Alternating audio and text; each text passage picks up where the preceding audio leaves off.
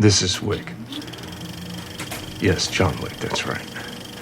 I'd like to make a dinner reservation for 12.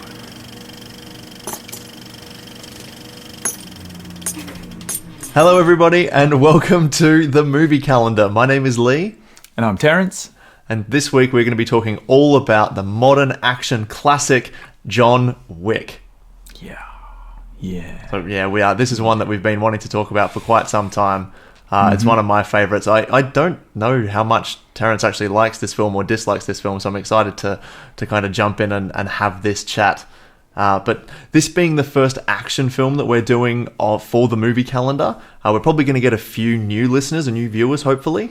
So welcome to you.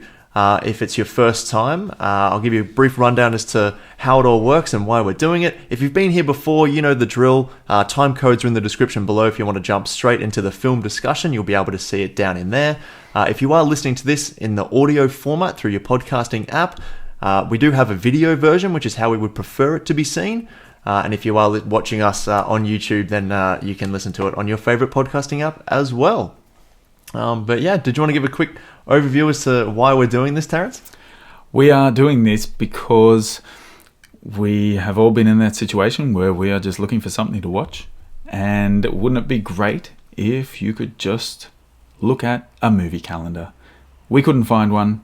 Actually, I didn't look. But I think it'd be great if we could create one. So we have set the task to create a movie calendar where every episode we are going to place the film that we talk about on a movie calendar. We want this to be not just our decision, we want you to help out as well. So, you know, when we announce our movies, think of the perfect date that you could watch this film on and get in touch with us.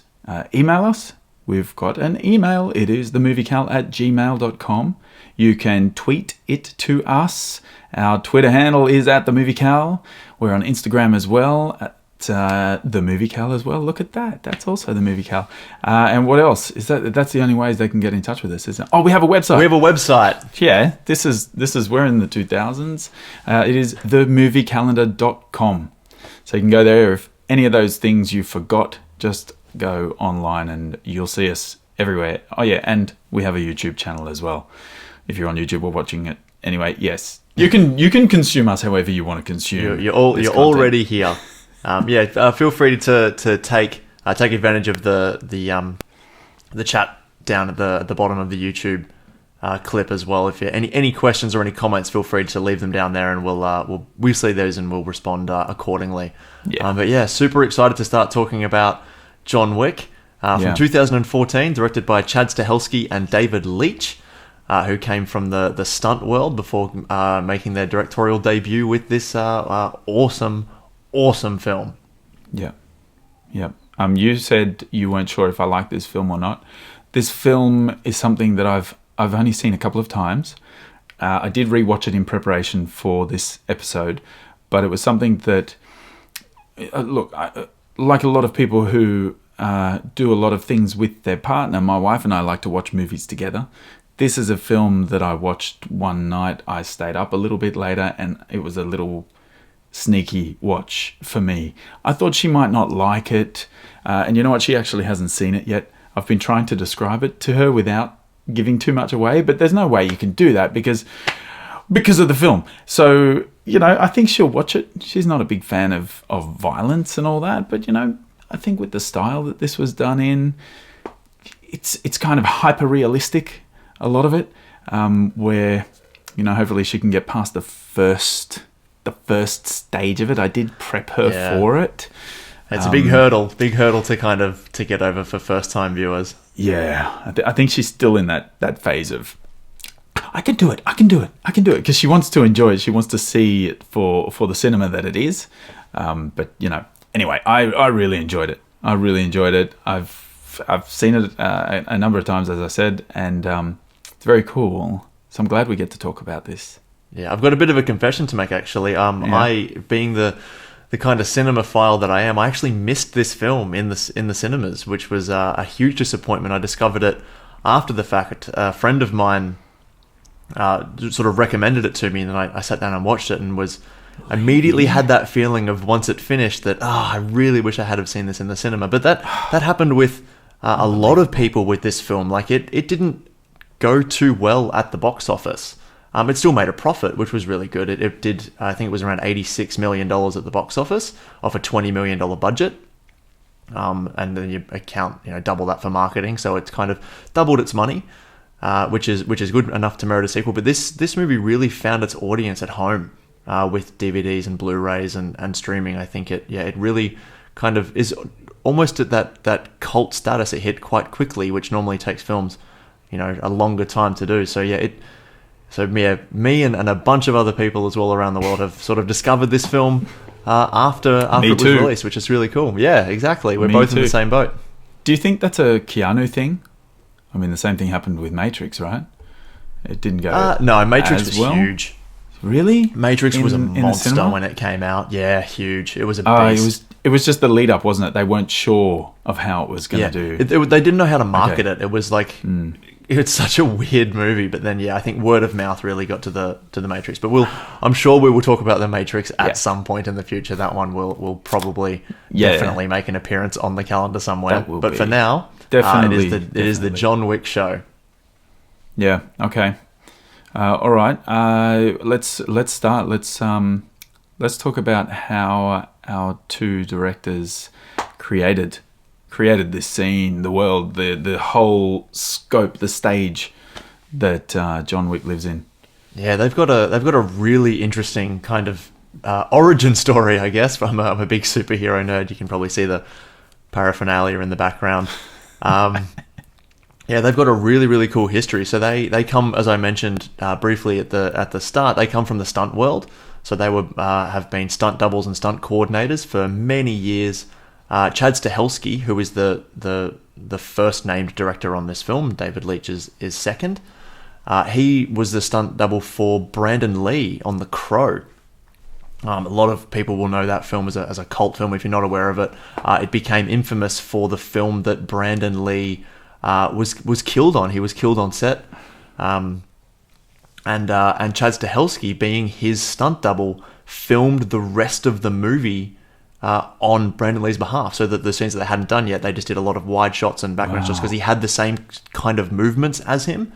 So that's kind of where he got his big break, and he stunted for Keanu Reeves in the Matrix, and David Leitch has been a stunt double for the Jason Bourne series for Matt Damon, as well as being a stunt double for Brad Pitt for a number of projects as well. Now these guys met sometime in the early 90s, and they formed a production company, a stunt production company called 8711, where they would film stunts and edit them so that they could pitch them to directors. It was like the first time that this had kind of ever been done. It was really revolutionary.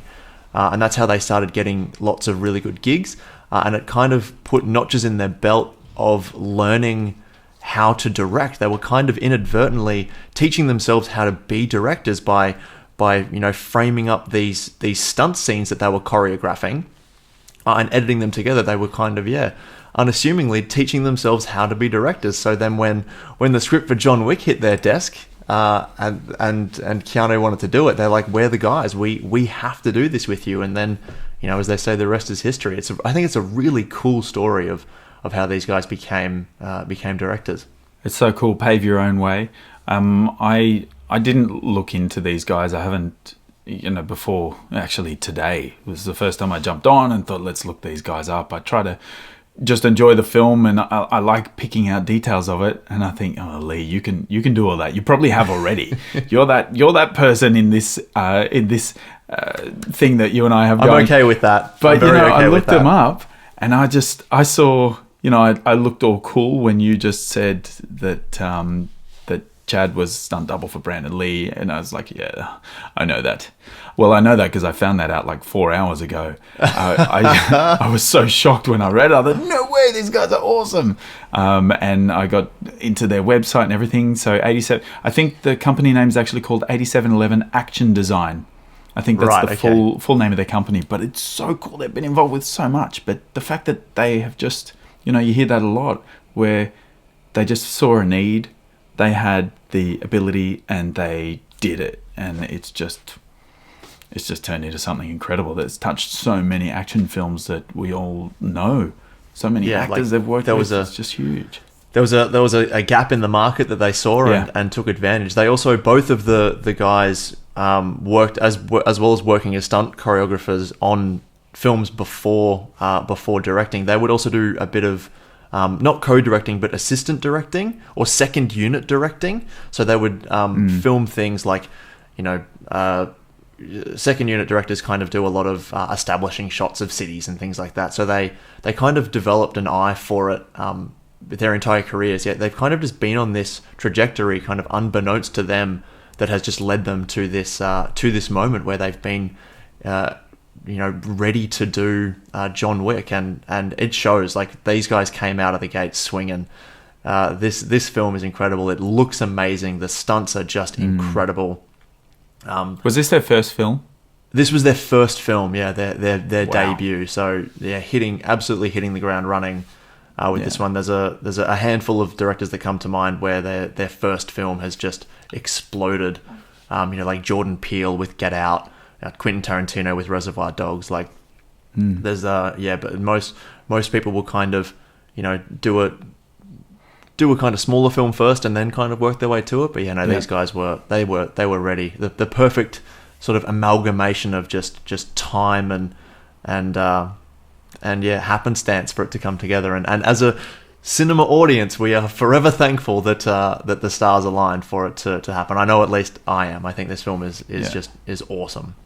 It's so good. Where I actually heard a little bit while I was just looking today. There's a little bit that they have a podcast on their own site as well. They've got audio files, and there was an interview with Chad where they actually pronounce his. They make a deal. They make a pronunciation. They go, right, we have to say it's Stahelski. Stahelski is how you pronounce his name. I've heard a million others. Anyway, so it was really cool because they were talking about how it was really great to be able to direct the whole film, especially as action directors, and not split the film up and not have to hire someone who just did the action and someone else to do the story. You could see that it was done the whole way through, and even some of the quiet scenes were shot like action scenes with as much drama, and they put so much attention into making sure that the cinematography matched the same, I guess, not attention to detail, but the same impact that a fight scene would have, so that it hits you just as hard as a fight scene does. So it was a nice little thing to hear that they were really proud that they could take it right through and do what a lot of other directors can't do, because they could fill that niche, that hole in the market. On where you're from. Yeah. So I think they did something really clever with whilst we're on the subject of cinematography. The DOP on this film's name is Jonathan Sela, or Sela. It's S-E-L-A. I think it's Sela. Yeah. But anyway, he does a phenomenal job with the lighting and just the shot design of this film. I'm sure that this film was storyboarded to death. They would have had storyboards everywhere trying to set up all the shots, and they would have done a lot of filming of the fight scenes in warehouses before taking it onto set. So they would have known what they were making, almost shot for shot. I actually thought film. I thought this came from a graphic novel. This could It seems like it. Yeah. Every shot could be transposed onto a page inside of a frame, and graphic novel, even computer game. I thought, is this a movie of a computer game or vice versa? Is there a John Wick game out there now? I don't know. No, this is all... There should be. It was so stylized. No, actually, there is a John Wick game. It's called John Wick 2 and John Wick 3. Oh. I love those films. I think they're amazing. But they evolve into kind of video game territory, which I do admire. But no, like the way that this film is shot for the story, like it's the perfect combination of sort of the writing and the visual storytelling coming together, because it's in such a heightened world.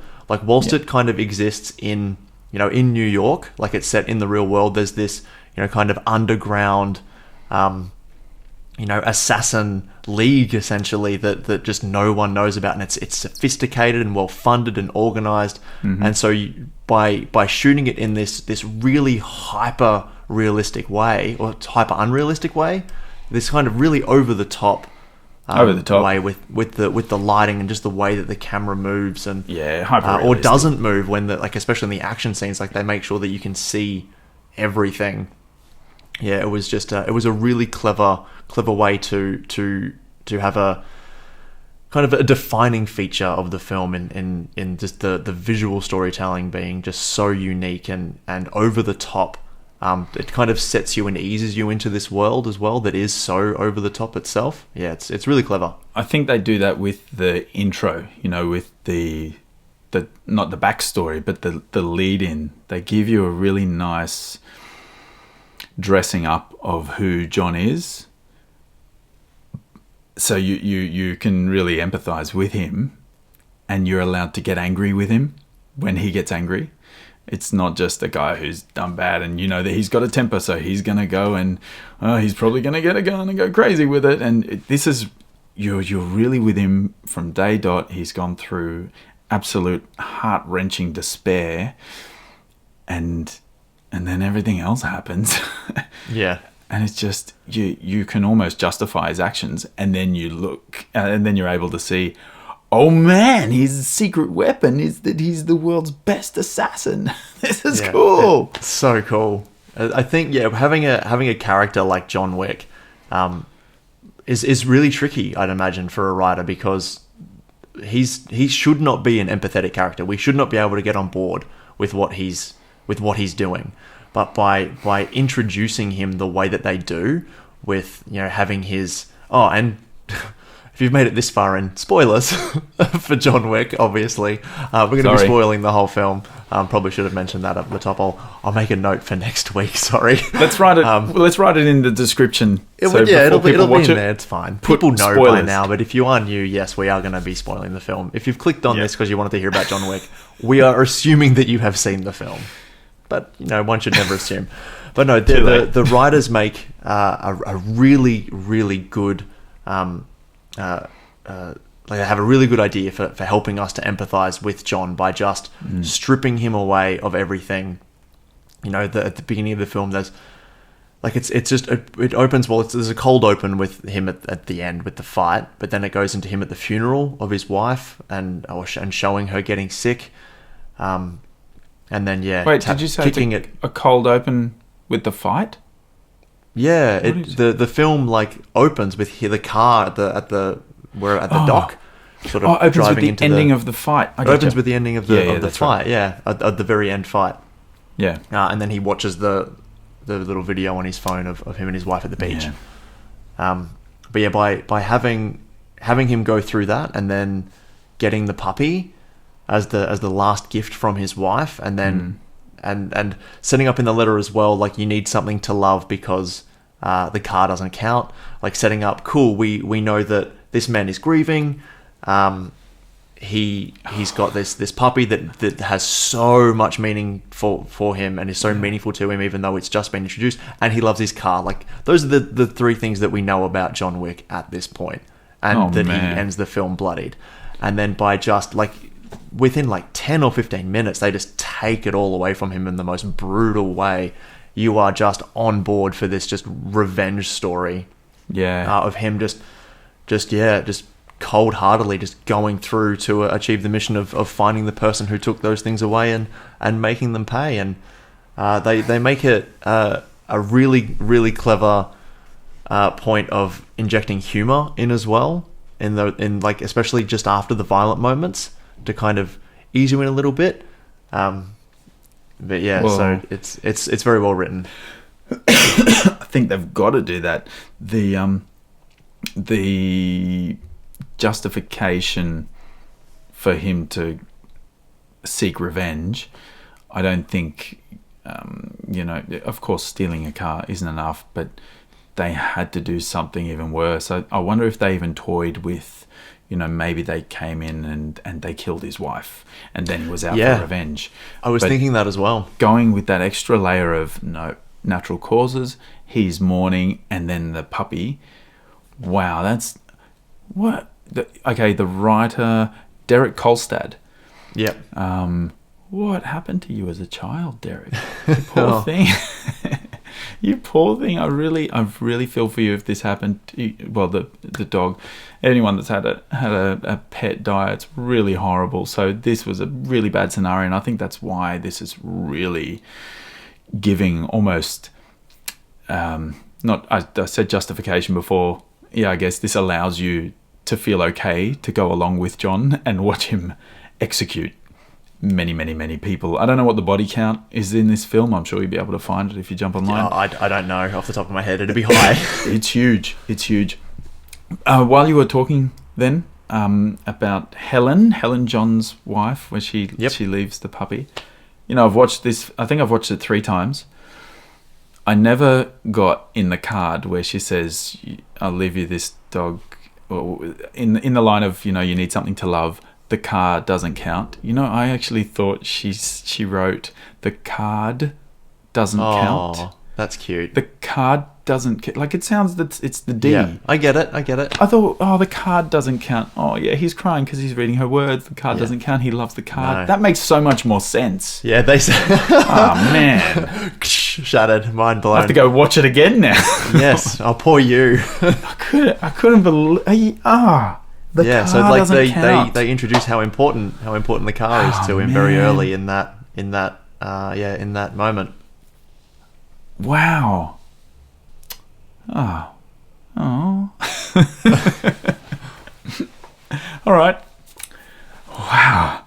I think I'm lost. All my notes that I've got scattered all over here are totally irrelevant. I didn't even realize they were talking about the car. Great. No, that's all right. I've got you covered. I'd love to have a chat about like this with regards to the writing.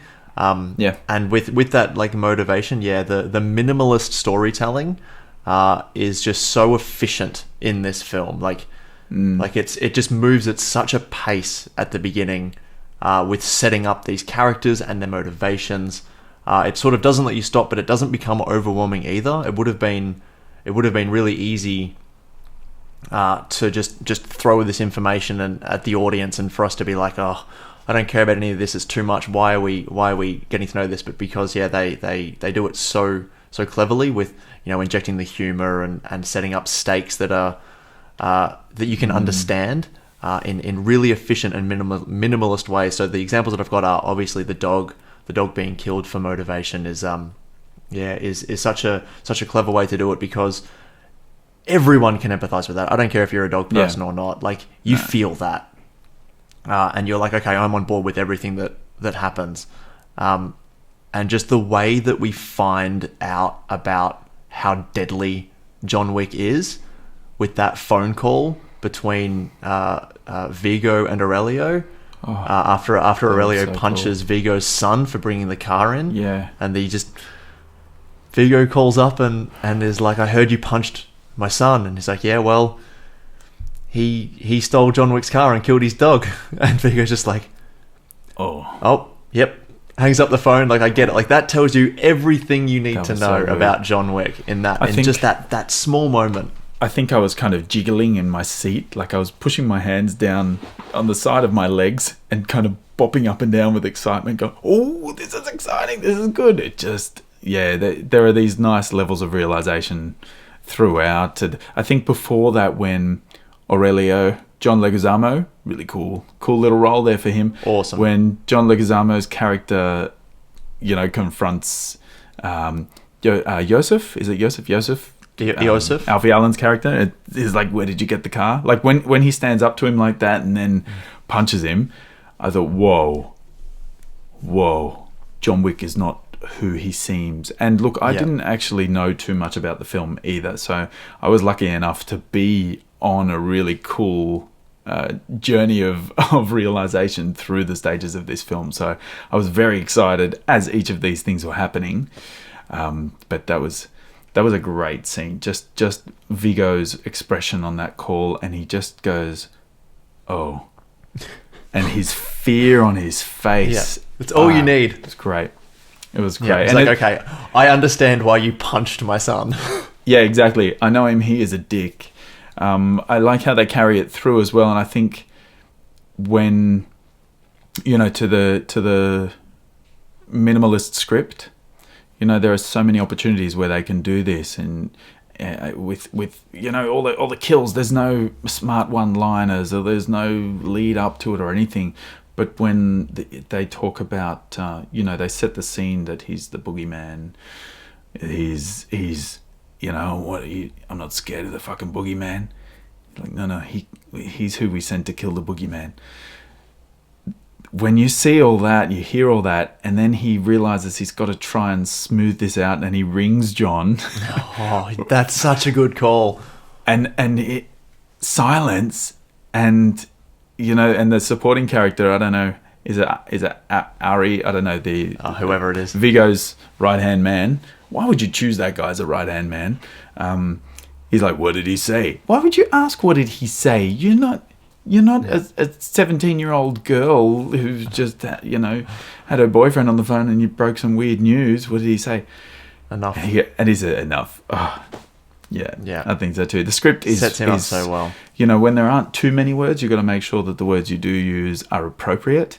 And I think that this is something that didn't need a lot of words because it was totally fueled on raw emotion. That was it. He didn't need to explain to people. He didn't need to tell people, yeah, I'm back. He just was acting. He was just on a mission. That was it. Yeah. I think in that moment as well, Viggo, and this is the way that I interpret it. People obviously are open to all kinds of different interpretation, but I think Viggo knows in that moment that his son is dead. Oh yeah. Yeah. There's nothing I can do. He's like, I'm going to try. I'm going to throw resources at trying to keep my son alive. But yeah, I can see it in his face. Well, his son's dead. They use it threw me a little bit. They use text on the screen, not necessarily for subtitles, but when just adding to that heightened reality of the world. That's where I think hyperreality is a good way to do it, and it is extremely stylized, and that's why I thought this must be a computer game, but it is very graphic novel-esque. The font they use, the way they've bolded and they've enhanced some words. I thought they're just doing it to accentuate the lyrics of the Boogeyman song. As Viggo sings the song, the words come up on the screen, but they do it later. They do it all through the film, and it's usually, I think it's not every time a Russian person speaks or someone speaks Russian, but it is only when someone speaks Russian that these titles come up. I guess it makes sense. Why would you subtitle in the language of your chosen audience? I don't know. But I thought it weird when they decided to do it. Why did they decide to do it? And why sometimes did they decide not? But it did add to that extra layer.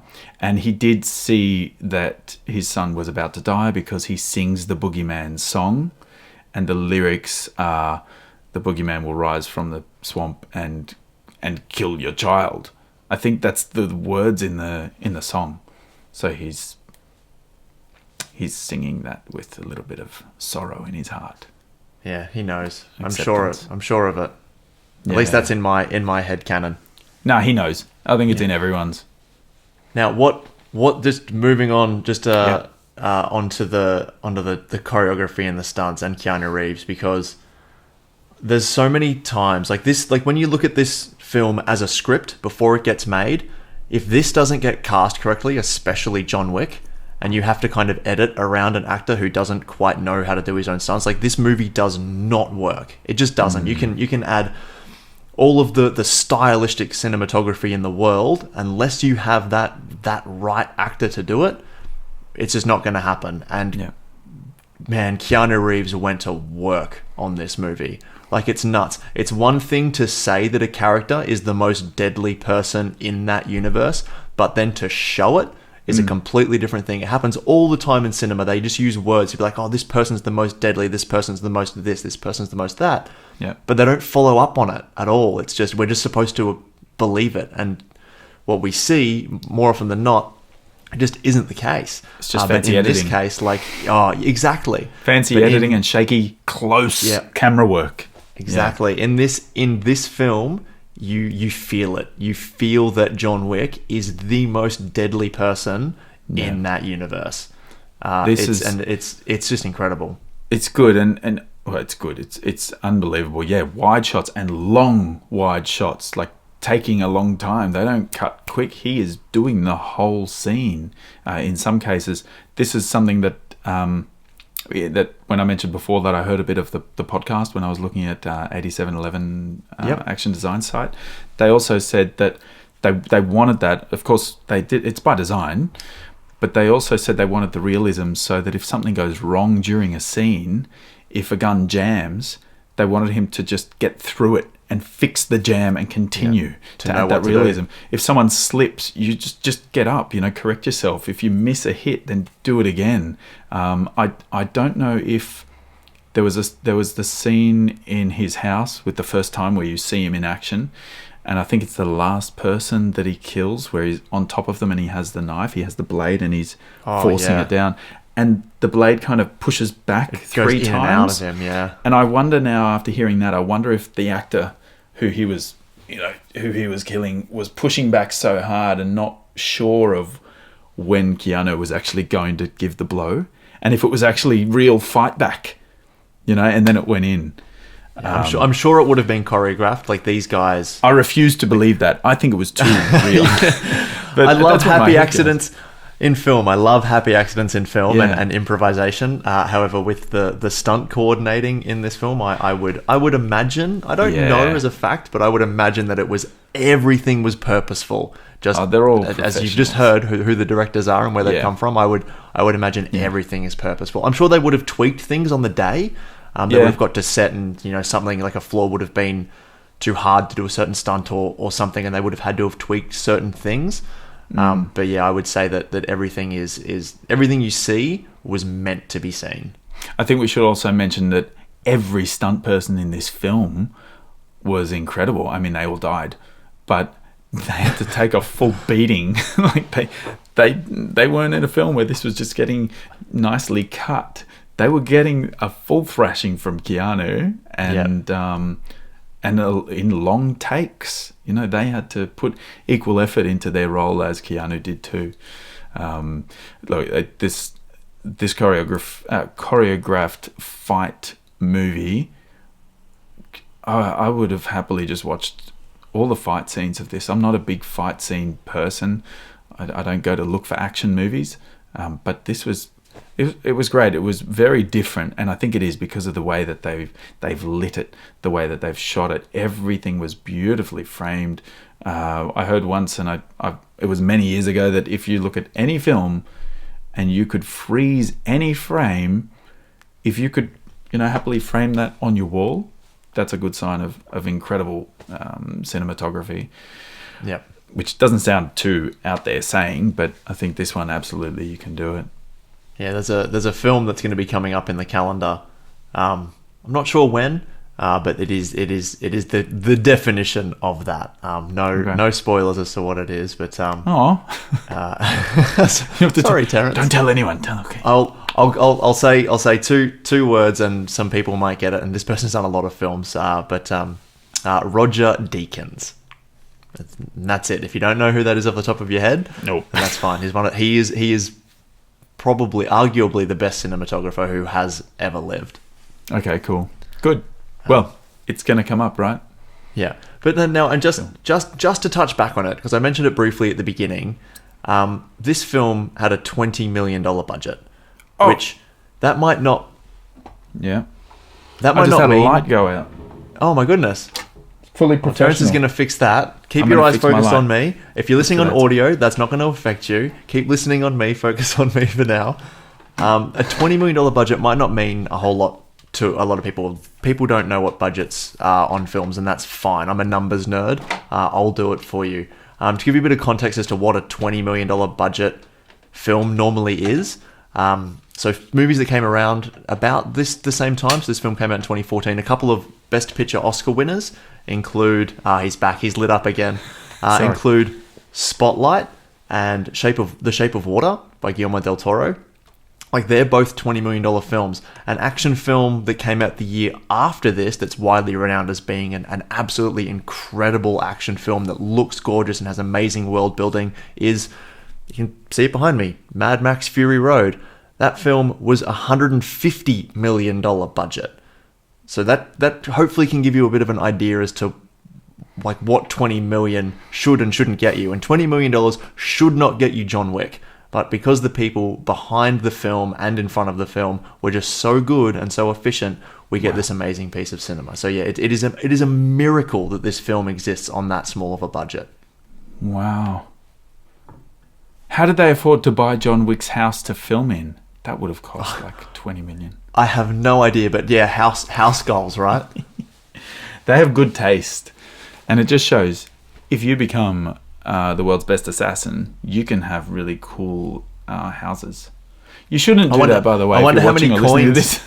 I wonder how many coins he paid for that house. Whoa, that's all part of it. Hey, developing this underworld, this secret underworld, they've got their own currency as well. Yeah, I've never seen anything like that. It's usually 2 million or whatever, and they do still do that. They put a hit out and they put a price on it, but that's next level currency. Yeah. When they talk about it, and I think John is just tying up. What's her name? I keep looking off the side. I've got the Miss Perkins. Miss Perkins. The names of the characters on the side. Miss Perkins in the hotel room, and he just restrains her, and he's in the hallway, and we hear the voice behind him. Do I know you? And what does he say? I'm guessing yes. I'm guessing yes. I love it. Immediate connection. It's Harry, and he's like, "Hey, you want to earn a coin?" Yeah. I thought, oh yeah, that's cool talk. That's how cool people talk about lots of money. Oh yeah, it's the actual coin. Yeah, it's really clever, and it comes back to that minimalist storytelling. We never find out where the coins come from. Well, in this film, we don't. But you don't have to know. Like it doesn't. You don't need to. All you need to know is that you want to check into a hotel. You slide the coin over. If it's the right place, you get treated right. Like it's That's as much as you need. It doesn't have to be explained. Not everything in film has to be explained. If it works, it works. Yeah, you don't need to be spoon-fed. Don't spoon-feed your audience. Bad filmmaking. Can we talk about the Continental Hotel? Yeah. I want to talk about a couple of like film techniques and things as well. Let's go. Okay. Let's keep doing that. Should we do that? And then we'll go on. Yeah, for sure. One of the things I really liked with the storytelling of this is the way they did a lot of intercutting or parallel kind of cut frames. I don't know what the actual term is, but during storytelling, it was almost always happening where one person was describing a scene and they would intercut it with something that was happening at the same time. Yes, so I understand. Yeah, when Viggo is telling the story about of who John Wick is and how the bodies that he buried on that day laid the foundation for our empire now, and it's showing him in his house sledgehammering the concrete from in his walking basement. into his basement, opening the door with that shot. Yes, and that one is really interesting because as Viggo gets really close to his son, they're like face to face. He's getting really angry. As he gets more and more angry in his telling of this story, that's when John is using the sledgehammer, and every time they cut, he is hitting the concrete, and it just has this shattering ding sound of the metal of the sledgehammer, and the sound of that resonates through the scene with Viggo as well. So I looked this up as well. The way they use sound in film, or the sound is the diegetic sound. Have you heard of this term, diegetic sound and non-diegetic? I have, yeah. So it's really interesting how the sounds that we see in a film, if the sound is something made by something in the environment that the actor is in, it is called diegetic, meaning the character can hear it and we can hear it. A phone ringing and then they answer the phone ringing is diegetic sound. So you would hear the bang, the strike of the sledgehammer on the concrete, but then the sound, the ringing of the sound would go into the other scene of Viggo teaching his son about the boogeyman. But you can hear this ringing overtone through it as well, so it carries across. They do this, so that was one instance of it, and I'll just say a couple of other times where I noticed it. When Viggo goes in and goes back to Willem Dafoe's character, Marcus, and he rings John, and he proceeds to tell John the story of why he went back to Marcus's house. And all the while, John is turning his car around, racing back to him, right into when he's walking in the house, and Viggo is still on the phone, telling him the story. Not at the same time, but that's where the cutting happens, and you realise they've kind of cut them to overlap each other. I love that technique. That's, Tarantino plays with those time jumps as well, really well in Pulp Fiction, for example, But that was another one. And then the first time I saw it was when the opening scene, where in the opening scenes of the film in John's house, and he wakes up in the morning and he goes to the bathroom, and he looks across the bathroom bench and he sees all of Helen's makeup and all of her bathroom stuff. And this is how they created really nice emotion as well. And while he's in the bathroom, you hear this beeping sound, this shrieking beep, just a constant beep, and you're not really sure what it is. You think it's him, just his head's ringing. But the way that they cross that monitor into the hospital monitor, the machine that goes bing, is that was really nice. And they even changed the way the sound is with their EQ. Reverb goes away and you can hear it as if it's in the room. That moment was really, really tough. A tough journey to go through as well. But that I think they were really nice techniques that they used there a number of times. Really nice ways to wrap up storytelling without having to, lay it out for us. So that was one thing I think they did really well. I loved the editing with that. The other thing I saw with the way that they created these worlds, because there were two very distinct worlds. There was Keanu's world, John Wick's world of utter grief and despair and sorrow and nothing left to live for. It was cold. And every one of his scenes, I think it was every one of them where it was about his world and we were connecting with him, was color graded to be this really ghastly green-grey color. It was easy at the beginning because it was early morning and the house was mainly light colors and you don't really think much of it. And then the raining scene in the cemetery, and it lends itself to that atmosphere. But every other scene through that where it's really just John, even when he's in the hotel on his own, he's in his own head and he's living with his own demons and his own heartbreak. But whenever we're in the assassin's world, full color, bright, over the top, hyper realistic color. And I haven't worked out the way that I can kind of not rationalize it, but I wish I could say this one means despair and this one means joy, because I don't know if it's joy. Maybe it was once for John. I don't think there's a whole lot of joy themes in this one. But when it comes to, you look at shades of grey versus brilliant colours, that's one of the first things that you think of in terms of emotion. So I think it's something about this was his life. He used to live this and he didn't know anything apart from it. That was life for John, and he was great at it. And at some level, he probably enjoyed his job too, and he enjoyed what life was. So it was evidence of him stepping back into it, and that was how visually they created the two worlds. I'm still yet to wonder why they created the Assassin's world in such beautiful color and incredible lighting and vibrance and I don't know. I think because it was so because it doesn't exist. It's false, right? It's fiction. Yeah. Like this underground society doesn't really exist, as far as we're aware, at least. So yeah, by making it that really over the top look and that hyper realistic look. Just kind of helps you to ease you into that. I'd imagine if it looked gritty and realistic, it wouldn't be as believable. Yeah, and surprisingly enough, that was his world. It was the gritty, realistic. All the shadows were totally crushed. There was no tonal range in anything that was in any sort of shade. Yeah, he's grieving. Yeah, all through the film. Yeah, until the very last scene, he's still in grief, but he's in color. Yeah. No, that's really cool. Right. Yeah. All right. Well, there were big important things for me that I really wanted to mention, but I jumped in before you said let's go. Yeah. No, light and sound is super important. Yeah, just a little bit. Yeah, no, I wanted to have a chat about the Continental, the Yes. hotel that John visits when he kind of dips his toe back into the world of the world of the assassins again. Mm-hmm. And I love this inclusion into the world. It's such a fun thing to have this hotel that has this secret background to it where it because he's been out of the game. John's been out of the game for years.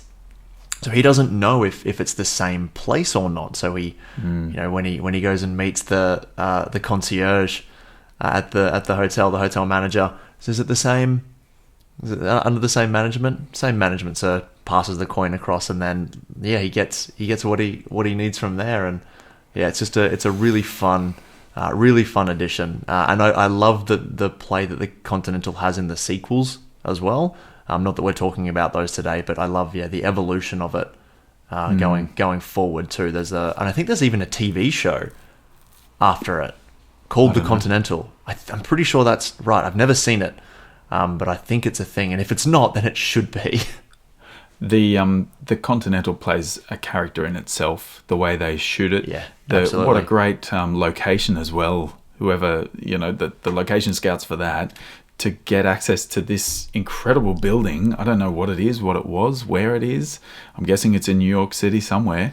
Yeah, it's in New York. It almost looks like the really cool the spot. Flatiron building, but it's a similar shape, but I think it's too small to be the Flatiron building. There are a few buildings that have that shape. There's even something like that in Sydney. In the middle of Sydney, there's one of those buildings too, but really cool. And that goes into the whole this underworld society that's right under our nose.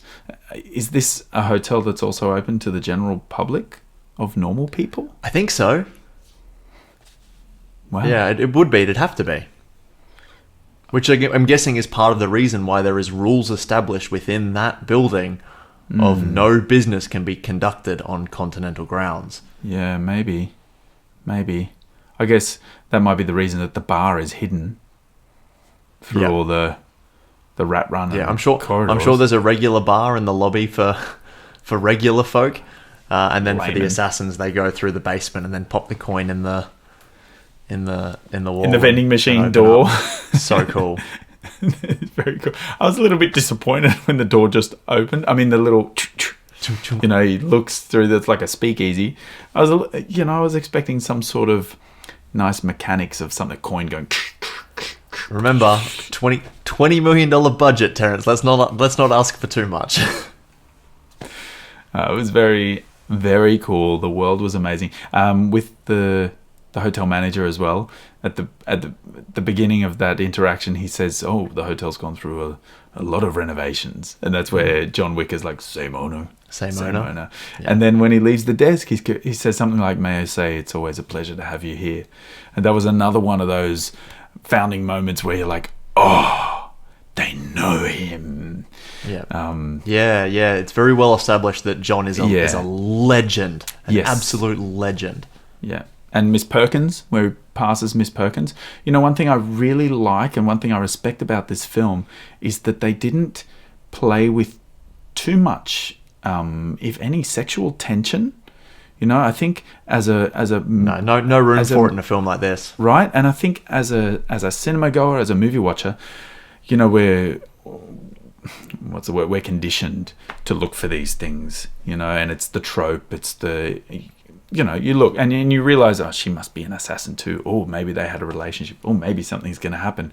It was so cool. There was not one bit of nudity. There were no sex scenes. There was nothing like that here. It didn't need it. They didn't need to play to that basic denominator, that common denominator. I really liked it for that. I think there was only one little instance of it in the bar. Yeah, with the bartender. The bartender, where you think, okay, there was some history. It's a really lovely moment. Yeah, and it's more like they're old friends, and they may have had a relationship at some point, but they may not have. They just had a lot of respect for each other, and John wasn't changing his character. And she talks about how she says, "I've never seen you like this." Like what? Vulnerable. Yeah. So I loved it that was it. She put her lipstick on the The napkin. And that was as far as it went, Yep. I really applaud them for doing that, because it could have been another one of those films. But no. They were on a path, and they did it so cool. Really, really clever world building. And yeah. I think my favourite part about the Continental has to be Ian McShane. The Winston. He is so cool as the owner of this hotel. Just this all-powerful, godlike figure, kind of watching over everyone and making sure that people adhere to the rules, otherwise they will suffer the dire consequences. Which we don't know yet. No, we have no idea. But you kind of do as well. Like, you understand that this world is just like operates by its own rules, and when Ian McShane tells you not to break them, you go, "Yes, sir." Yeah. Anything you say, sir. You're just going to be banned. You can't come to the New York Continental. You can go to the one in, I don't know, another city. And sit back, relax. He's good. I've only seen. Too funny. I can only recognise Ian McShane from one other film, and I think he's in that film without me looking it up now. Is he also in Sexy Beast? I don't know. All right, I will look it up before we finish up. I'll let you know. But I think he's really cool. He just has cool about him as well. Yeah. Oozes charisma. Oozes. He's a charisma oozer. That's exactly how I've been described many a time. That's going to that's going to be the title of his autobiography now, thanks to us. Are you talking about me? I'm sure he already has one. You're talking about me, right? I don't have an autobiography yet. Oh, no, not yet. Not embarrassing. Yet. Maybe you're far too young for that. I'll have a few autobiographies by the time I'm 35. Oh God. Yeah, no, the Continental sits and says nothing. I love it. I think we've pretty much spoken about everything that I wanted to talk to. All right. I mean, we could take a bit of a deeper dive into the characters. All right. Like I've praised Keanu for John Wick, but I'll do it one more time because I have to. For those who aren't aware, this man trained for 8 months, like almost every day, like 5 or 6 days a week for 8 hours a day to get film ready for John Wick, which is just such a huge commitment. And there's so many people out there that are like, oh, he's getting paid to do it and it's part of his job. Like, movies are fake. Like, they're not real. You can do it in a way that the actor doesn't have to do this stuff. Yeah. But like that level of dedication to learn all of the gun fu and judo and gun fu. If you haven't heard that term before, it's how they refer to all of the gunplay in the film. Yeah. And it shows, like, the fact that, like, one of the scenes that happens in the red circle when he's going after Iosif, he empties his clip in the pistol that he's got, and he just instinctively just flicks out the empty magazine, pops in the new one, and then just continues on. And it's all done in one take, in one shot. I've shot a gun before. And, you know, if there are people listening to this overseas and think, what do you mean you shot a gun before? Well, this is Australia and I'm not a gun person. And I don't remember being able to see bullets from the outside of the gun, but a couple of times in the film they shoot and they run out of bullets and they look at their gun. I don't know. I'm interested if, like, is that a thing? If it's in this film with how much care and detail they have, it would absolutely be a thing. Yeah, I think certain pistols, and my education on this is the same as yours. Like, it's movies. The only education that I have on guns is movies, because here in Australia we're very lucky not to have guns. But we won't get into that here. You know what? The reason I'm going to say one more thing about that. The only reason that I have had experience with a firearm is because of movies. I convinced myself that I need to be ready in case there is a zombie apocalypse. And what if I'm in a room full of all this cool ammunition and I have no idea how to use it? That's fair. Then I was with people that happened to be able to facilitate that situation. Well, they didn't have a room full of ammo, but they they took us to a property, and it happened. It was... That's fun. I always thought that firing a gun was something that I wanted to do. Yeah. Like, it's always been on this to-do list to do. But as I've sort of gotten older, I'm like, no, I don't care. It doesn't. I don't think it doesn't missing matter much. If there's no reason, then why would you ever? I mean, it's a weird sensation. Yeah, it's a feeling you'd never feel in any other situation. So just ask Millie if you ever have the urge. Just talk to someone who's. I'd ask Keanu Reeves after. Before, oh sure, I've got him on the other line. He's here. He's dialing in now. But no, just that level of dedication. I think it just goes such a long way. Like, because then they're able to work on the fly on any given day and change things up because they know that they have an actor who can do it. He can go the miles that the stunt guys and girls can. Yeah. Which it would be super helpful. I think Tom Cruise is another one who is just so dedicated to his craft that he makes sure he trains and trains for all of his action set pieces that he does in the Mission Impossible films. And whilst he's not my favorite actor in the world, I have to commend him for it. And I do Keanu here as well. It's really impressive. Yeah, I love that Keanu's in this film where he's the biggest badass in the world.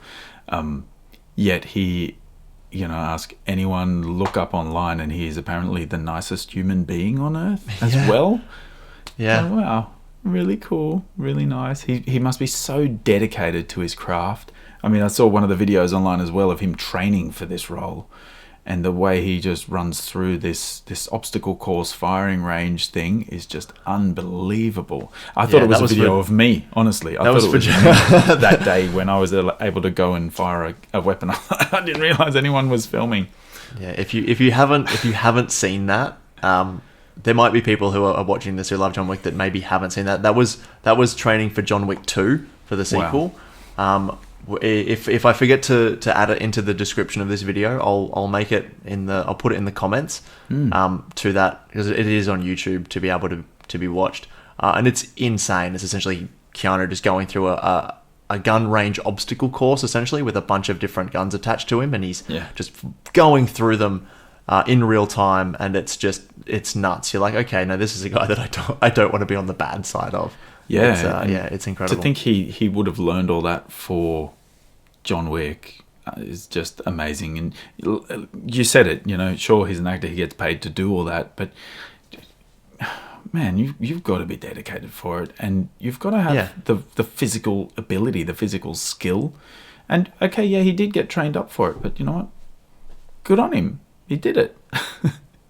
Yeah. It's something that is absolutely not necessary in Hollywood. No. I mean, it is for this film, and if they didn't have an actor to do it, they just would have had to have hired a stunt person to do it that might not have had the acting chops to pull off the more sincere and heartfelt or funny moments. So, and it would have been really hard to not hard, but it would have blown the budget in editing to get another actor to do that. And I'm sure every other action film that has to do that, they've experienced that, and they're probably thinking, man, it would have been so cool if we could have just used the same actor all the way through this. He does his own driving stunts too, right? His driving is insane, yeah. And he's a full motorcycle enthusiast, so he knows about all bike riding, but driving... The driving stunts that happen in the last action set piece, where it's it's in the rain and it's up on that dock. He was doing maneuvers that were so close to a massive drop that if he'd have gone off, there would have been serious injuries. You reckon he was doing those ones? He was. He was. He was in that car doing those stunts. He did. Wow. He did. Yeah, over 90% of his own stunt work in this film. I like him a bit more now. Yeah, I liked him a lot already, but now I just like him just a little bit more. I was only going to talk about him for a little bit, and I've kind of gone on for another 10 minutes. I'm sorry, everyone. We can skip a few. I'm not sorry. I want to talk about a few of the other characters as well. I think everyone in this film is just cast superbly well. I'm not sure who the casting director was on this film. I should have looked that up, because they did a phenomenal job. I think Alfie Allen as the I'll look it up. Privileged asshole kid, entitlement mentality, just punchable face. He's got a face for punching. Not Alfie Allen. I'm talking about Yosef Tarasov. Oh yeah, I was character. talking about that too. Yeah. No, he does it so well. It's a difficult thing, surprisingly enough, to portray someone so vile that you can't wait for them to get shot at the end of the movie. And he does it. He does it really well. It was nearly difficult watching him in this. I mean, obviously from Game of Thrones, he's there too, and it was almost like he was. I'm not going to say he was bad acting, but he had. I'm not going to say but. No, the Russian accent that he was using, it was like he was playing a really dumb person, which Right. he was. He was acting to act like a dickhead. I'm swearing a lot, aren't I? That's all right. We'll put the explicit warning on this episode. E icon on there. But yeah, I think he did that so well, and it was so easy to hate him. It was so easy to dislike him, even to the point where, you know, when he walks in to meet his dad after he steals the car, and his dad hands him the glass of vodka. You know, his dad and his right-hand man, they're sipping it. Such a brutal scene. He just downs the vodka, and I thought, you have no respect for your father. That was probably expensive Russian vodka. Well, I think so. Now that scene, the father did that on purpose. So the father, I would say, he gave him that expensive burning vodka on purpose because he knew he was going to down it. So then when he punched him in the stomach, he was going to vomit it up, and then he'd get the burn twice. Oh, you reckon? Oh, absolutely. That's what happened. If it was good, expensive vodka, it wouldn't burn. Oh, well, then it was... I'm guessing that it burned going down and it burned coming back up, especially coming back up. Lee, talk to me when you know about expensive vodka, when you want to know about expensive vodka and shooting guns. Okay, yeah. But the highlights that I look forward to in my life. And how to charisma ooze. Just knock on my door. I used to have that. I think the ooze is drying up. the older that I less get. charisma.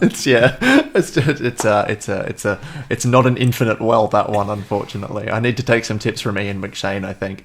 Who do you think character he learned from?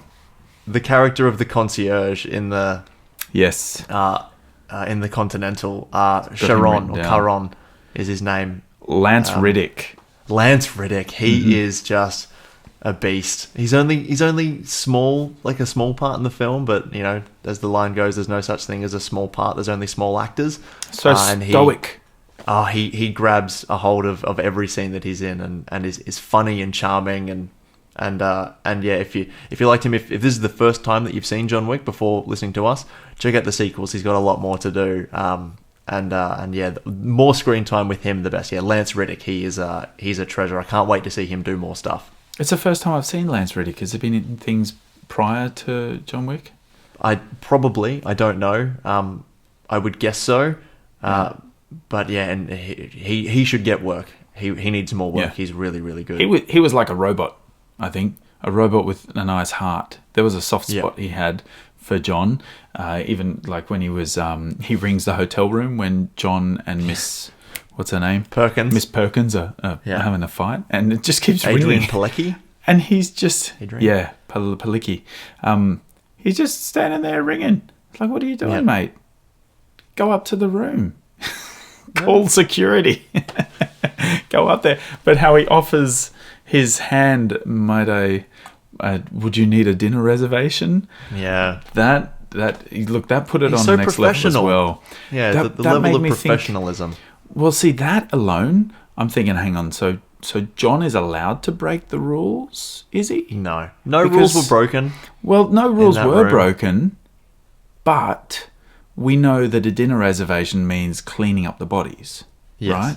A reservation for one would be one body, or 12, I would guess. But for him to ask, do you need a dinner reservation? I don't know if that was more joking.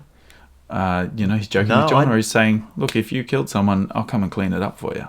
I would say that even though there are rules in the Continental, there's probably that say that you can't conduct business there. I would say that business has been conducted, and it would just be it's a courtesy. Yep, you've broken the rules. We will still clean up, and then we will see you later. Okay, and John also did say to Winston, when Winston said no business on the property, he said, "This is personal." It's personal. So, yeah. that's fine. They gave him license. Do what you want, Yeah. John. No, Do what you want. I think if We John just need had to have know if killed- you're working. if he'd have killed Miss Perkins there, he would have broken the rules. And when you enter that establishment, you understand, and he probably would have been killed. Yeah. But no, if I was the concierge and I was getting noise complaints of that level from John Wick's room, I wouldn't go up there. I would stay very safe down in the lobby, I think. No, I reckon it'd be fine. Of all people, you'd be fine because you know that he's not angry with you. You're not going to Yep. fight him. If you're going to fight him, then you're going to not come out of this alive. No. And he likes No, him definitely too, right? Oh yeah, he's lovely. I love the Vigo played by Nyquist. What's his first name? Michael Nyquist. Nyquist. Yeah. He's great. Like he kind of unfortunately suffers from the traditional Russian bad guy in action cinema, which I can't even say it's a product of its time because it came out in 2014. So we were well and truly past that. But I can forgive it just because of how stylized the film is to have a Russian bad guy. I get it, and the Russians and have a mafia. he's wonderful. The Russians have a mafia. I think if there's I'm sure they do. a known mafia, yeah. What did you say that because you're scared that they're listening, Lee? I'm sure they do. Yeah, of course you know they do. I Don't will worry, take they're not gonna come and get you. any listeners of the pod I can. The Russian mafia, if you're listening, please make sure to like, share, and subscribe. That would be wonderful. I mean, they needed a big bad guy. I agree with you. It's like, I'm sure he gets cast in those kinds of things a lot as well. But he did it. So I reckon he did him proud. I think I think he towed the line really well of having love and animosity towards his shit of a son. Yeah.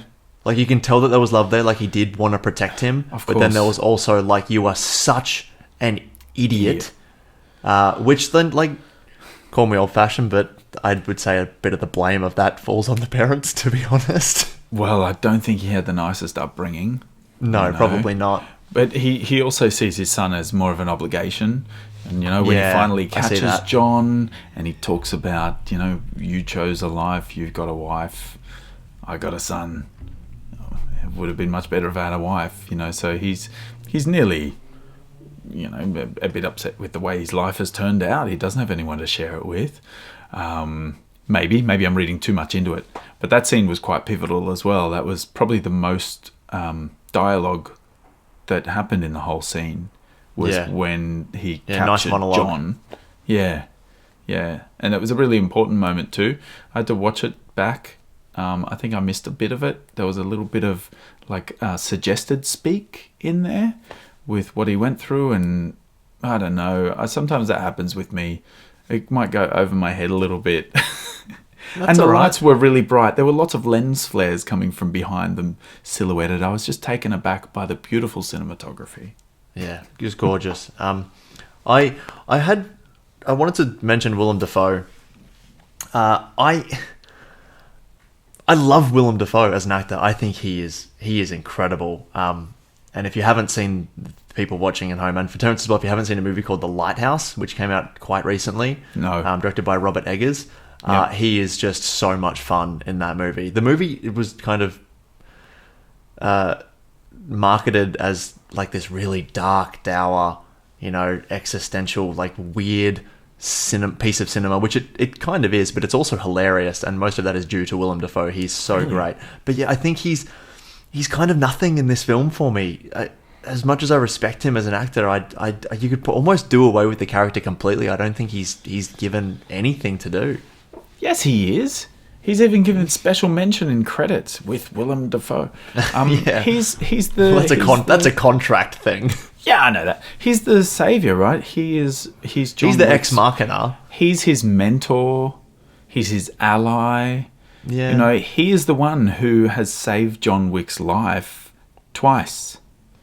Although arguably, Yeah, but there's the other first ways that time, you could write that. You could write that so that John Wick gets out of them himself. He is supposed to be the most capable assassin on the planet. Look, it was and just probably by having him survive those scenes by just sheer luck of Harry being there, That he is a was bit there. kind of like, it just felt Or a Marcus, little bit lazy. Marcus, sorry. Marcus, What did I say? Harry. Who's Harry's his other mate in the hotel room who Miss Perkins kills on the hotel grounds. Very good. Thank you. Yeah, look, you know what? You might be right there. It did seem like a bit of a two-bit part. You know, they could have got anyone to do that. Look, and I'm they happy. probably I'm could happy have to done it see a different him. way, but I think that also gave more fuel for the final scene. You know, and I think Willem's character also. What was nice was that you think he's double-crossing John at the beginning. Yeah, and that was somewhat interesting. Even to the point where he takes that first shot and hits John's pillow. Even then, I thought, oh, did he miss? What's going on? Because I thought he was rushing the shot because he saw Miss Perkins come in. I thought he's got to re-aim, and he just missed. But of course, he wouldn't have just missed. There was a warning shot, and then he did it again. So, you know, I don't know why they got it. I think it's just cool that he's in this film. As I said, I love him. It's more the character. I should have led with that. It's more the character I have an issue with rather than Willem Dafoe. I think Willem Dafoe does bring a lot to it. The scene where Vigo goes to his apartment for the first time to offer the contract to him for John Wick. The fact that he's making a veggie smoothie in the morning and serves him the veggie smoothie. Yeah, it's just a nice little he's a little bit older. So if he's going to keep up with these young guys, he's got to kind of, he's got to keep himself in shape. So this is the sacrifice that he's made. He's not sitting there drinking gin in the morning. And he's in his really cool New York terraced apartment thingy. Love that apartment. Love it. And he's earned his stripes. He was probably one of the best assassins at one time. There's a reason that he's coming to him to see if he can kill John Wick, but he knows that there are ties there. But I think, look, that was a mentor role. They had to get someone really old as well. Sorry, Willem. Brutal. Yeah. Can we rewind that? Take that. But as a father figure for John, they had to get someone experienced and wise. Someone with experience and really aged skin. Saved it. In aged skin. Oh my god, you're making it worse. All right. That's all I've got for notes. How are you looking? All right, let's do one more character. Aurelio. John Leguizamo. Oh, John Leguizamo. Yeah, my god, yeah. I keep forgetting that he's in this film. Yeah, he's great. I love him. It was so cool. I really expected him to have a bigger part, but I'm glad that he didn't. He didn't need to have any more screen time. He was in there just as much as he needed to be. When he turned around and you see who it is, I was like, oh, yes, this is going to get real cool now. Not that it wasn't already cool, but just add an extra element. And I do also like that whole scene, when I was talking about the colouring, that was also shot in these greeny, grey, really dark tones. This was John's world. So John Leguizamo's character, Aurelio, was also an ally of John, obviously. And I liked how they did that play with colour. And his character had so much more meat than the Marcus character. You're right, I think Marcus, that was a bit... Anyone could have been involved there and just done a few sniper shots. And it was all luck. Unless it wasn't. Was Marcus ahead of the game? I don't know, but I love how John Leguizamo got to sucker punch Alfie Allen's character. Allen. So that was cool. Nice. And that was You're finished, old man. Yeah, we own you. I think that was just really cool. That actually leads me to a question I'll ask later on. Yeah, that was a nice addition to the cast. Oh, there's one more observation I made about John that I had about John Wick's character. If we cycle back, one quick one, he always dressed beautifully when he was working. Yeah, that really cool black suit. I love the suit. It's always wearing that. You got to give the cosplayers something. And look, he was so cut that his suit got blood on it. And when he goes back to the hotel and he asks You've got laundry service. And how cool is that line? He goes, no one... What does he say? No laundry is that good. Yeah, I'm afraid no one's that good. Yeah, that's good. And like you said before, the little splashes of humour in there. Yeah, you really need them. nicely You timed. need them to kind of cut through the violence. Oh, they would have had so much fun with the script as well. Yeah, it was awesome. All right. Well, so now, if it is your first time here, we're going to move on to a moment called What About When? You can see here it's just popped up on the screen. Hashtag What About When. Essentially, the idea of this section is that, you know, when you see a film for the first time with your friends and you leave the cinema, you're still sort of processing it. And so all you can really talk about is like moments like, oh, what about this and what about that? So that's how this came about. So we're going to just mention a few what about whens. We would love some contributions for this section in future episodes as well. So when we announce what we're going to be doing next week and for every week until this calendar's full, let us know on Twitter or Instagram or just in the comments below what your what about whens are for the film that we're going to be talking about, and we will add it in this section. Now, I didn't receive any what about whens for John Wick this week, unfortunately, but I've got my own. Terence, did you have any? I have some too. So don't worry if you have some and you forgot. Don't worry, we've got what about whens. That's why we're doing this, because we love talking about it. So, and they might match up with what you've got as well. All right, I've got a couple. Should we go one for one? Go for it. All right. What about when John goes for his fang around in the car on the abandoned airstrip? Oh, yeah. And so that's really cool that he does that. Just a cool release. Like, yeah, go you John Wick guy in your cool 69 Mustang. But what about when the hangar door lifts and you see this massive shot, hangar door lifting? It doesn't even lift all the way up. The car and just John careens just out. whips his car through the little gap, the central gap in the door before the door's even open, and he puts it sideways and just goes right through this. I thought that was cool. I'm not a car guy either, really. And anyone watching that knows how to do that kind of stuff would be like, yeah, that's easy. But, man, if you don't pull that off, that would have hurt him. That door would have hit him where he was driving at. That's a nice little character driving talk. A nice little character beat for John as well, you know, and another piece of world building too. Like when he enters that airstrip, he just looks at the guy, looks at John, pushes the button, gate opens, and in he goes. Like no dialogue necessary, helping to set up that character early on too. So that's a really good one. Go with your what about when, but remind me, that guy sitting at the gate, I'm going to say something about that after what about when. Let's do it now. Yeah. Who is he? I don't know who he is, but he's reading a book. And and this builds this world of John Wick knows everything, and everyone knows who John Wick is. But the book is a book. I had to write a couple of things down. It's called Shibumi.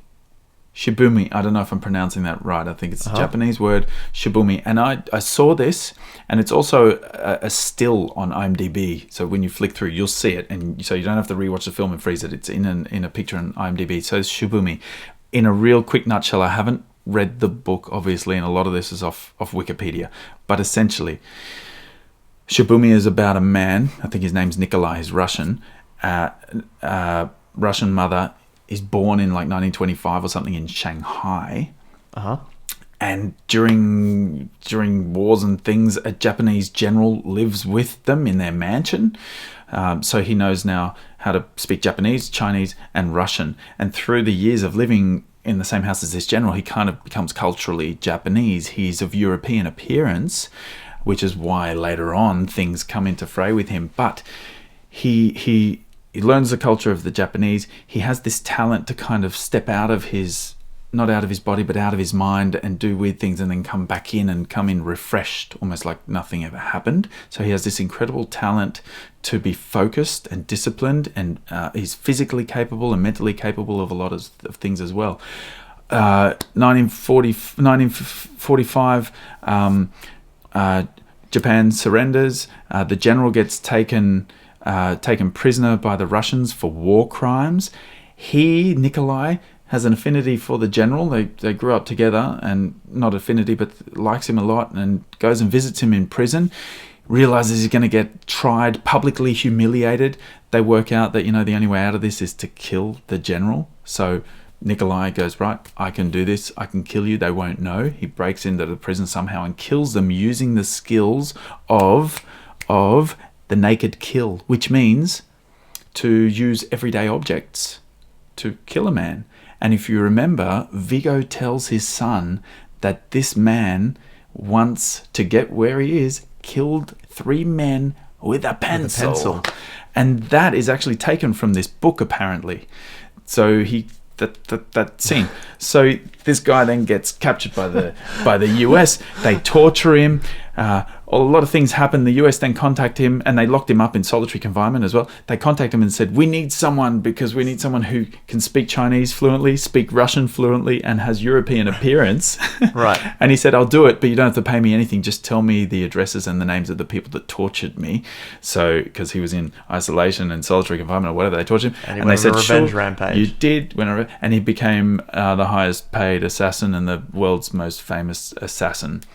This guy, Nikolai. So that whole book, Shibumi, has direct relevance. I could have sworn I said keep it short. Unbelievable. When I was reading it, my eyes were just... So the book stars a guy who is a major assassin. Yeah, and it appears in a few other films too. That's perfect. I had to tell you. And the pen killing scene too comes out of that. Oh, that's too What about funny. when you All realise that? I'm just gonna put this in some slot it right in my mind somewhere and keep it in there for a You a said bit. now. All right, you got to what about when? I did. I thought it was going to be very quick. I'm sorry. Right, I have learned my lesson. Don't worry. Okay, a lot of my what about whens, because we're still in what about whens. I'm only going to do one because we've run out of time. We've already talked about. Which one do I want to go with? Let's go. I've spoken. So the ones that I had were when Aurelio was talking to Viggo over the phone about his son being punched. Yes. When we first see the capabilities of John in his house. For the first time, like he's the boogeyman. He's the best assassin. Everything that he's done for us has laid down the bedrock for the foundation that is our Russian Empire. And then we actually get to see it in his house with that amazing set piece of him killing all of those people in his house. Yeah. But the one that I'll go with is just when close to the very end of the film, when John is about to finish his mission that he's been on the entire time in the warehouse, where he's got to Yosef and he's going to kill him, and he just unceremoniously holds out his gun and shoots him in the stomach, walks over and shoots him in the head. There's no one-liner, nothing quippy. It's just he has just been an unstoppable force to get to this point, and he achieves it in just the most unceremonious way possible. I think it was really good. They could have very easily gone over the top with it, and I respect the fact that they didn't. Yeah, John's character didn't. He felt this doesn't deserve any kind of ceremony. Yeah, no talking. No, you deserve this. Nothing. It was really good. He deserved it. He got it in the way that he should have got it. Okay, cool. What about when the cops come to his front door in that first big massacre scene? Evening, John. Evening, Jimmy. That whole exchange was beautiful. He peers in. Oh, you're working again. What does he say? Just sorting some stuff out. Just sorting some stuff out. Okay. Right. See you later. John. I love that. Hi, Jimmy. What about in that scene, how he smashes the guy's head over the back of the kitchen bench? Yeah, that's a brutal. That's a brutal kill. I hate even saying that. And when John does that diagonal shoot up through the wall behind him, when the two of them are either side of the wall, that was cool as well. That's awesome. I like that. That's all my what about whens out of the way. Yeah, sweet. That's all I got. What about whens? Perfect. If you want to get in a what about when, Twitter, Instagram, comments below. Best way to do it. Yes. We have an email as well, the moviecal@gmail.com. Mm-hmm. That's more for what's coming up now, which is, it's time for the moment we've all been waiting for, the movie calendar. So now we're going to place the film onto our movie calendar. Yes. Where it'll be on there. So then on that day, if you struggling to figure out what to watch, you'll be able to flick to John Wick because there'll be a story to go along with it. Yeah. Won't it, Lee? It'll be on the movie calendar. Now, we didn't receive any contributions for the movie calendar this week. So I had an idea. Started with an idea as to where this was going to go. And as mentioned at the very top of the episode, the production company, the stunt production company behind this with Chad Stahelski and David Leitch is 8711 or 8711 Action Designs. Or whatever. I'm just going to call it 8711. People know what I'm talking about. 8711 Action Design. So it was founded in 1977. I wanted to try and find the exact date that this company was founded and then put the film on that date. Now, I have reached out to 8711 via their website through their comment section, and I have tweeted at David Leitch. Chad Stahelski does not have Twitter, unfortunately, to try and get the answer. I have not had a response as of the recording of this episode, so I would like to beg and plead just for a week to not have this film put on the calendar until I can find out that date. I know, scandalous, right? If you're not okay with that, I do have a date, which is the 13th of October. Now, on the 13th of October was just the release date for this film, which I would be happy for it to go on that date. If we can't find out what date 8711 was created, then I'm happy to go with the 13th of October, but I want to exhaust all resources at my disposal first. Yes. Now, if you want to help listeners and watchers, if you want to help us find this date, there will be a prize. So if you can find the date for when this was done with proof to send to us, to our email or to Twitter, then you will get, once the movie calendar is all finished and it's all full, you will get a free movie calendar. Free movie calendar. So that's what I'm putting down. In however many years it takes us to finish this, I will remember. I will jot it down. I will send you a movie calendar. Whoa! So that's what I want to do. So what if I find out? That's the plan. If you know what, Terence, if you find out, you can get a movie calendar at 95% of its retail price. Yes. So, yeah. All right. Whatever it happens to be, I have no idea. Lee, I'm fine with that. But what was the tentative date? October 13th? 13th of October, and it's literally that's when this film was released out into the world in the US. And so I would be very happy for it to be on that date. I didn't want to. Cool. I thought about putting it right in the middle of blockbuster season, so through that May, April, June, July, somewhere in there.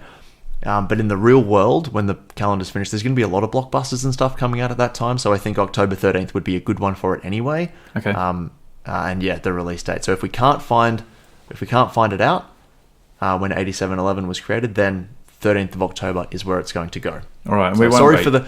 Sorry for the cop out, everyone. We won't wait My too long. My apologies, but no, we won't wait too long. It's fine. Probably We're very early. Yeah, probably good at this point to say so that we are actually going to create a calendar. We're working on a digital version. It'll be on the website. You'll be able to click and see a calendar. So don't worry, that is coming. It's coming soon. I wanted to throw questions, quick fire questions. Ready? You don't have to answer them. Here we go. What happened to his original Mustang? He was given a new one by the Continental. That's a good question. Good. We find that out in the sequel. Do we really? All right, that's the one I'm going to watch with my children and my wife. Yes. Then the morning we wake up with John Wick, the opening moments, not the first scene, opening moments. Is this the day he turns off the life support for his wife? Because no, the way they cut because it's after it's after the funeral. Is it? Okay. Yeah. All right. Cool. I'm going to keep going. Daisy is the name of the puppy. Yes. Is Daisy still in the car when he goes on his abandoned airport drive? No, so he went off to get puppy supplies and the dog, and then because there's no puppy supplies or anything in the car, so he made a trip home, and so he's dropped Daisy off at home. Look at you making the story become good. Okay, why did John take the bus rather than his? I'm guessing it was his wife's beaten up car that had the baseball bat through the window. After the guys came and killed Daisy, his car was gone. He had a perfectly good car. Okay, the windows were smashed in, but he chose Was it not, just the windows not to smashed in, drive it. Terence? I don't know.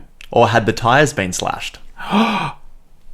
Okay, maybe the tires have been slashed. Maybe I have to watch it again. Yeah. Fine. If this is answer. your first time, listening to the Movie Calendar podcast, and you've made it this far, congratulations. This is a long one. I do apologise. We're getting longer and longer. Okay. Okay. I love attention to detail. So yes, I noticed right. that the tyres had been slashed. That is very good. Usually I pick up on those things. The secret bar in the Continental, so secret, little alleyways and turns and nooks and everything to get in there. There were so many people in that bar. I'm sure there would have been a few people he would have had to pass and squeeze through to get there. There was no one. It was totally abandoned, isolated, no one.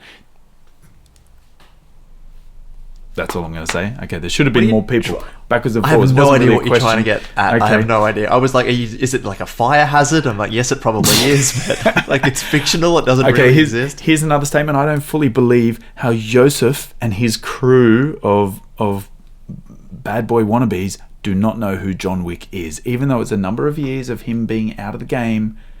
For someone Why that would good, they? he would They're be not assassins. legend. He would be legend, surely. He is in that world. Those guys are not in that world. His father is, Ooh, because he has okay, had cool. to utilize their services, but they are not in the world. Yeah. All right, I'll take that. And one more thing. How can John Wick miss 3 times when he shot to shoot Joseph in the bathhouse? He goes in, it's a bloodbath after John Wick is through there at the beginning of the Red Circle fight scene. In the bathhouse, and he shoots everyone, kills everyone really nicely, and then Joseph runs behind these glass panels, and John goes, "Phew," glass panel shatters. Joseph runs, "Phew," next glass panel, 3 times. Yeah. What? Well, he's still human. Like he's not a god. I love the movie. Then my question's out of the way. I would say he answers that question later when after he's getting stitched back up. He's like, I'm just rusty, I guess. Like he's been as good as he is. He's been out of the game a while, and Fine. yeah, it's a moving target. Yeah, he's not a robot, so Why are you on he's his allowed to side, have Lee? some. He's not He does real. lose he loses a few fights in the film actually. Yeah, I guess he gets caught too, doesn't he? But that's because a car Yeah. bashes him.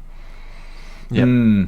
Oh, well, look, that's it. I'm done. I'm good. And he gets Right. thrown off the balcony in the club as well. And Oh, how good. Yeah. How indestructible is this man? That would have Yeah, winded such a me. good stunt. I would have been out for like 20 minutes. Yeah, that was a I hard- get that was a winded when I hard fall floor. off a swing watching my kids at the park, and I fall backwards off the swing when I'm not even swinging. Yeah. Oh, daddy's down for 10. I can't move, kids. Sorry. That would have killed me. How perfect is the little poop that little Daisy does? yeah, I in the know yard that was in the definitely morning? fake. Oh, that was it's not so real. sweet. Trust me, as a dog owner, that was not a fake poo. That was not a fake poo. No, sorry, it wasn't a real one. Oh, look, I'm All good. right. I got it all out. We Sweet. All right, didn't well- do much shorter than any other episodes. No, that's fine. I honestly thought this one was, and I say it every week. I know I do, and I'm so sorry. I honestly thought this one was going to be a bit shorter because I did not take nearly as many notes. I thought if I don't take as many notes, it's going to be shorter. Wrong, didn't work. So next week, I'm just not going to make any notes, and we'll see how it goes. No, I'm not going to do that. And I won't talk about Shibumi. I love next week's film. So next week's film, Oh, yes, we this are is going the to be next thing. talking about. So here it comes. Now you've all heard of the name Taika Waititi, I'm sure, director of Thor Ragnarok and episodes of The Mandalorian on Disney Plus. Jojo one of Rabbit. his, Jojo Rabbit. Wow, he got his start making comedies, small comedies in New Zealand, his home country. And one of those we're going to be talking about next week, and it is Hunt for the Wilder People. I am so excited to talk about this movie. I think it still might be my favorite comedy of all time. I'd have to look into it, but every time I put it on, it's incredible. So I can't wait to talk about Hunt for the Wilder People coming next week. So make sure you get in your hashtag #WhatAboutWhens. Yep. And think of a date. and yeah, if you that you have might a wanna story put it. to go along with the date for this film, let us know, and we will put it on the calendar just for you. That's a good point. Don't just tell us the date. Tell us why you want it on that date. Yeah. Email in. That would be a good way to tell us the date, or leave it in the comments below. But if you leave it in the comments, then it's public, and then people will know. So Yeah. we want people to be surprised. Email. If now, right at the end, before we finish, if if you've made it this far and you're still sticking around, huge thank you. This is still such a young podcast for us, so we are still trying to get it out there. We don't want to sort of, do the usual beg for subscribers and stuff. If you're here and you're already subscribed and this far in, that's great. The one thing you can do if you are on YouTube is to just tap the like button. That will really help us gain visibility to people who would enjoy listening to us and discovering us. And if you're listening to us on the podcast app of choice, most people listen through the podcast app on iTunes. You can give us a review straight from app. It would really help. 5-star rating. Yeah, whatever. If you've made it this far, you're probably enjoying it, so I would hope it would be a 5-star. But yeah, just leave us a nice review, and that'll really help us to get discovered. And we love feedback as well. Email us. Let us know if there's something that we could do to make this a better experience. And, we'll do a movie that you are going to love, and hopefully you're going to love all the movies that we talk about. But yeah, we love feedback, and that's kind of what's shaped it to this point as well. It changes all the time. We are new to this. We're having a great time. And we do appreciate everyone that watches, everyone that's talked to us. Some of our friends and family, my friends and family, are talking to me. I haven't spoken to in a long time as well. Yeah. Hey, Mum. Really cool. Yeah, it's nice. I'm really enjoying it too. So that's a nice little bookend for this episode. Thank you everyone for watching. And we'll see you next week for Hunt for the Wilder People. Thanks everyone. See ya. Bye.